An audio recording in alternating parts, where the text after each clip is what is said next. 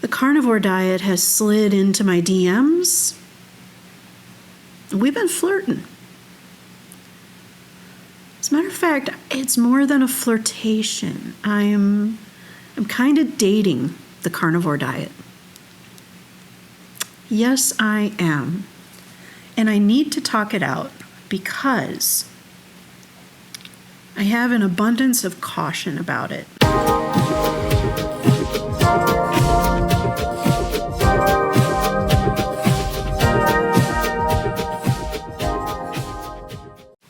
What is up, everybody?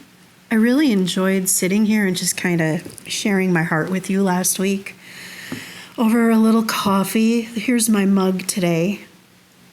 A Wonder Woman Through the Ages mug, which I love.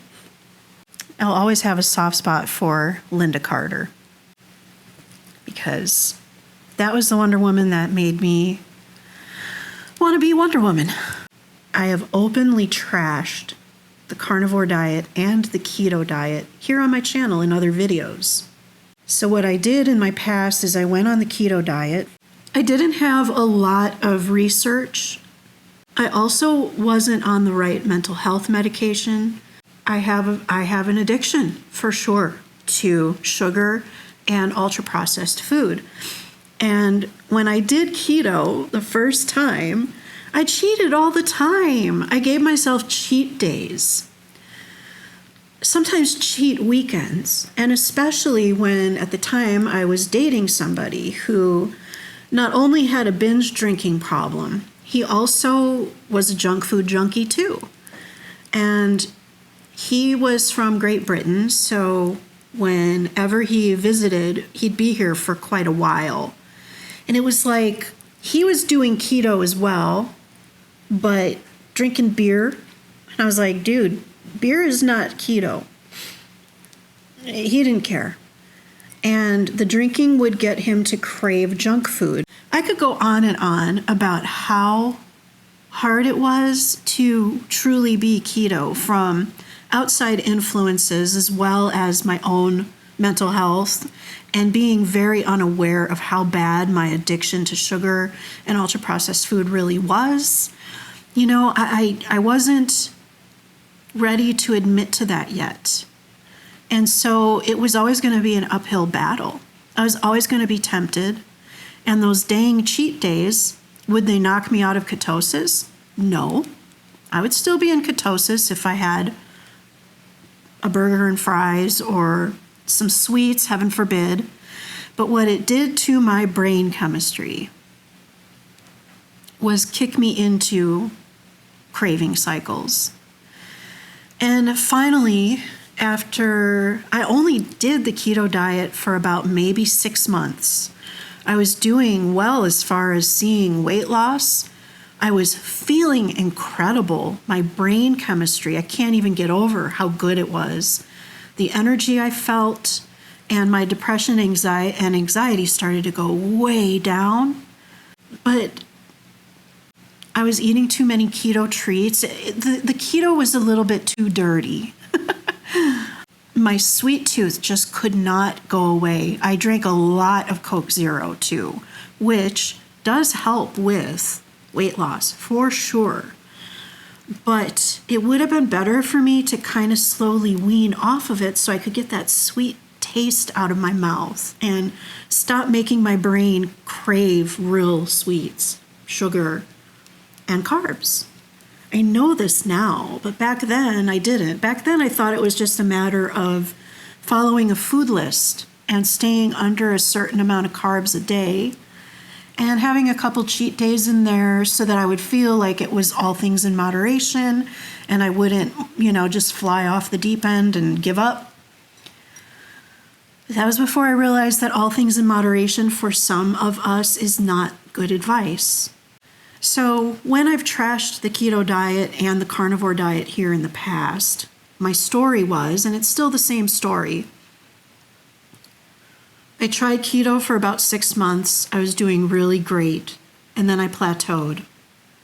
And so I went really strict, and I went to just all meat, just carnivore, all animal products. I had some dairy in there too, and eggs and butter. But back then, there really was nothing out there about the carnivore diet, like nothing. Dr. Sean Baker was starting to kind of hit the scene and talk about it a bit, but that still felt really fringe to me. There wasn't enough out there for me to feel convinced. I still tried it, but I went into it just half-assed. You know, if I'm going to go into something, I need to go into it full-assed, you know? So it was kind of doomed to fail because I did not have research on my side, did not have a support group whatsoever, a community to talk to about it. When you go on a keto or carnivore diet, some people still think it's extreme. What I don't understand is, like, if I were to announce that I was getting weight loss surgery or going on Ozempic, the reaction would likely be, oh, you go, girl, you know, do whatever it takes to get your health in order and to lose that weight. But if you tell somebody that you're changing your diet and you're going on like a carnivore plan or keto, they'll kind of look at you like, but all things in moderation, you're going to wind up with an eating disorder. I'm sorry, I do not see taking on a therapeutic diet as an eating disorder. I just don't anymore. I don't see it as restriction. I see it as eating the foods that are going to keep my brain out of sugar craving mode and wanting more crappy foods that just are not good for me and that keep me in a state of mood imbalance and hormonal imbalance, really, because metabolic issues and issues with hunger and satiety, it's all hormonal. It's just so weird how I feel strange saying that I'm really considering going full-on carnivore for a while and trying it out again. I'm afraid to say that because people really kind of get the side eye about it and are seen as doing something extreme, and that might happen here. Might get some backlash.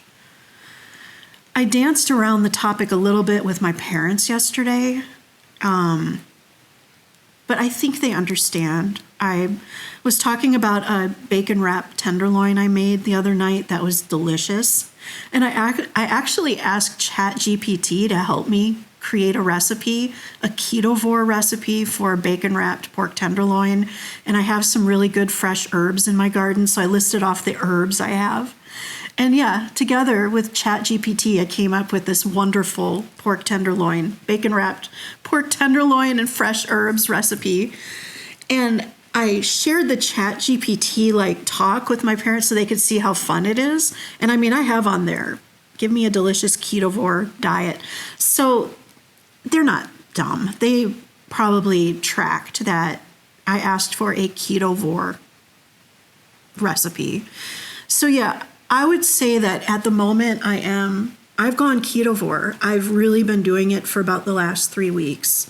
Ketovore is where you are predominantly eating animal-based products and you have some fruits in there. Like I've been eating some blueberries here and there, a handful here and there in my cottage cheese or my Greek yogurt. Some lower carb, the lowest carb fruits and vegetables that you can find, really, but predominantly it's a lot of meat and animal-based products. And I can't even get over how clear I'm starting to feel. Usually in the morning, I would have to clear my throat a ton. I don't have to do that at all. I have no acid reflux, no heartburn, I can't even believe. It really is the ultimate elimination diet, but I think there's more to it than that. I'm still deconstructing, I'm still learning about industry, how our dietary guidelines were created, how the food industry really doesn't give a fuck about any of us, and how to really fight back. Essential carbohydrates are not a thing. essential amino acids and essential fatty acids are essential carbohydrates. There's no such thing. So if my body does not get on well with carbohydrates, why do I need to eat them? Because the government told me to eat them? I don't know.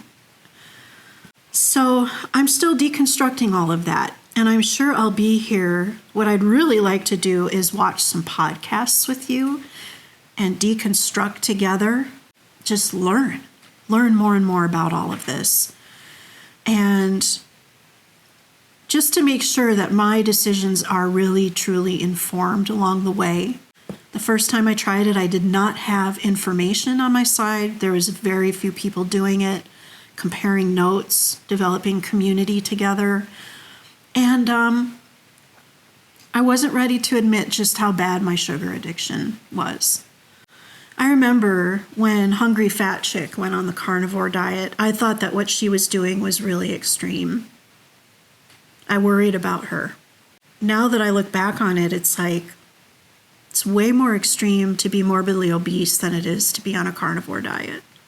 And my heart breaks for her because she built her entire platform on her body, on being big, and on eating. She's been a mukbang channel for a long time, and she has a lot of feeders in her audience who pay her to eat.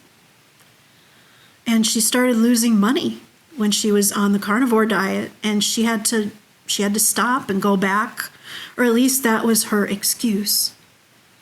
What's really sad about that is there is a huge carnivore community out there, and there are so many channels and podcasts out there now that band together and talk about it and share stories, and it's like, she was positioned to be a huge success story with the diet. Her numbers, she was going down, down, down.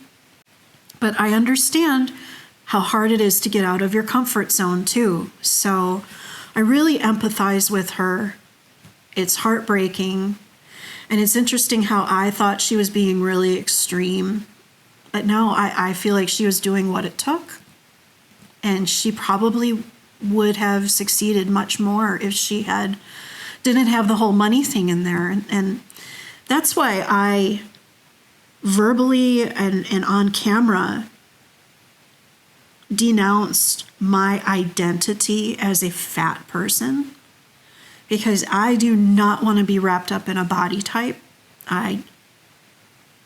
Because once you do that, you can't pull away from it. A lot, Glitter and Lasers has been having the same issue with trying to get healthy and lose weight, and having a lot of her audience turn on her because they're the fat acceptance crowd. They're the healthy at every size crowd. She put her entire identity on her fat body. And then when you want to change things, it can be pretty bad, at least financially. But for your health will always be more important than wealth. Without health, you've got no wealth. You can't. It doesn't work that way. Anyway, yeah, I'm dating the carnivore diet right now. I consider myself ketovore at the moment because I am very slowly pulling back the carbs. I just don't want to wind up feeling like it's not working for me because I quit carbs cold turkey and lost my mind, I've done that in the past and I don't want to do it again. I learn from my mistakes, learn from what history teaches us, right? I might be doing a challenge in August. I'm really thinking of doing a carnivore challenge in August. So let me know what you think. Is this extreme? Is this going to be a big turnoff for you? You're going to be like, oh my God, I don't want to watch this now. She's going to be one of them. I know if you're vegan, you're not going to like it. Sorry about that. The vegan diet works for some people. Carnivore diet works for others. The keto diet works for others. All things in moderation works for some. Just straight up calories in, calories out. Whatever works for you, I got your back. I'm with you all the way. guess that's all I really wanted to talk about. Let me know what you think. Am I going off the deep end here? Are you worried about me like I was about Hungry Fat Chick? Or do you think this is a good thing? I would love to hear your input. That's why I film this and talk to you, because I want to know what you think. That's about it. You're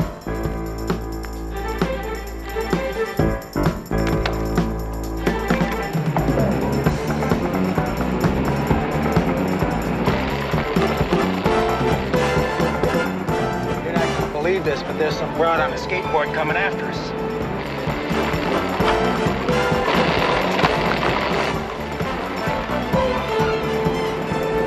Gaining.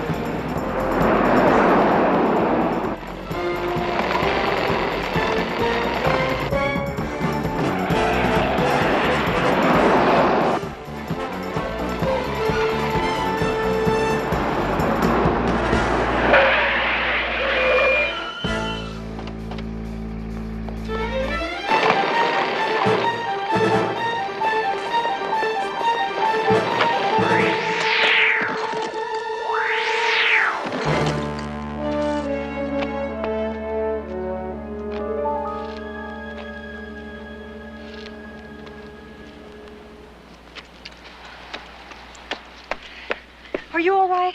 I'm fine. Wow, they ought to give you an award, Wonder Woman. Hi, remember me? I thought it'd be good to do a quick little just full body shot as a mark this day. I don't know, just to chronicle where I'm at right now physically, how my proportions are, how my fat is, just, yeah, I guess you could call it, well, I consider my photo in the Washington Post to be my before photo. So we'll consider this a little bit of a progress video, because it's an important part of a weight loss journey to show that stuff. So this feels very vulnerable, but I have to do it. So here we go. Doing this in portrait mode so that we can get a good look here, hopefully. So that's the front.